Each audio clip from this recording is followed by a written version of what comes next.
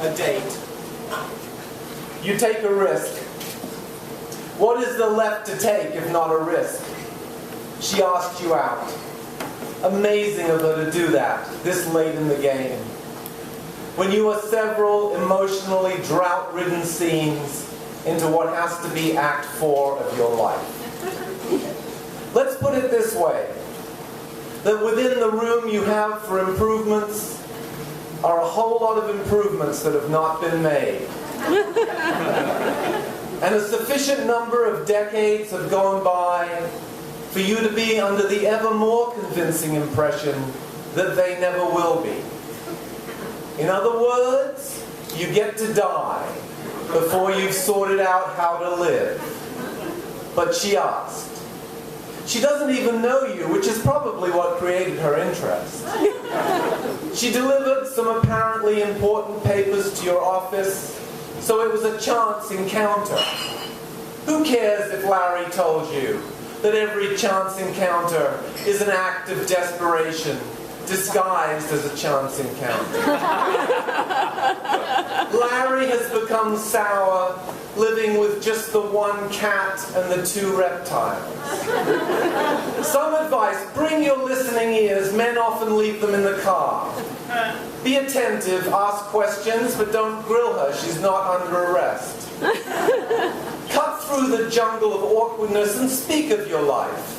Conveniently, a life with its ups and downs, triumphs and disappointments, etc., provides the content for conversation. Conversation requires content.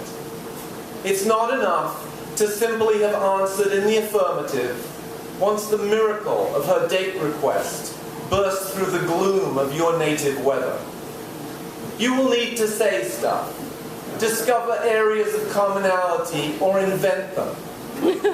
A really good date can feel like 2 total strangers back from a separate but equally desolate wilderness, clutching a note that seems to have the same stuff written on it. That is, if you are both willing to stretch interpretation into very elastic places. With luck, the pair of you may yet get to marvel at all the congruity that can make itself known in the course of one mere evening. Be sure to leave out any reference to prior desolation, chronic self-doubt, and that sizable lake of despair you've been splashing around in. For happiness has no past. It begins as the 2 of you step into the night. It can't be a Beckett play, a lonely waiting both of you do for the arrival of meaning. Godot isn't coming. Seriously, you don't want him around. Such a killjoy. It needs to be more like a musical. Picture Marilyn Monroe's dress blowing up over a ventilation grate. Put a metaphorical umbrella in your hand. Dance in the rain, but don't sing. What is it your last girlfriend said? Honey, you're totally tone deaf. Not encouraging, but at least she said honey. Cleave to the happy part of that sentence.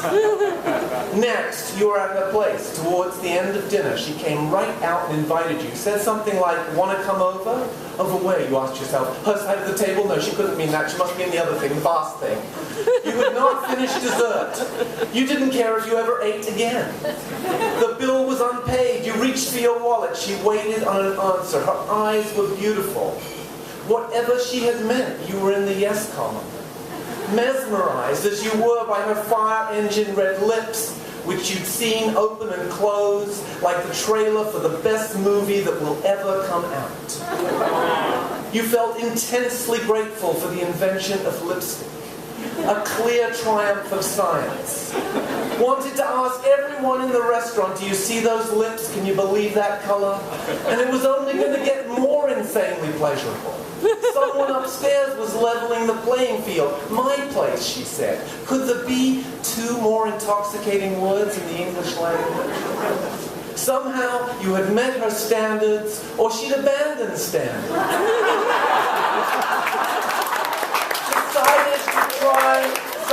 Decided to try something else, standards not having done the trick. When you were in her bathroom peeing in the strong stream of your newly reinvented dehydrated urine confidently hits the side of her toilet bowl, it will feel like heaven's waiting room. You will fill up with an immensity of feeling natural to those who have crossed from the dreariness of everyday life into an exalted dimension. The formerly locked door to this exclusive club has flown open. Think of the others out there. Compare them to your new self. Consider, if a stranger came now to her door and knocked to ask, "Miss, do you mind if I use your toilet?" She would answer, "Certainly not, unwanted stranger." And what did she say to you? "Come on in." You will look at yourself in her bathroom mirror. That's not vanity. Everyone in that room would look. You will take a moment to wink at the man who has been invited to become her lover. That's you, remember?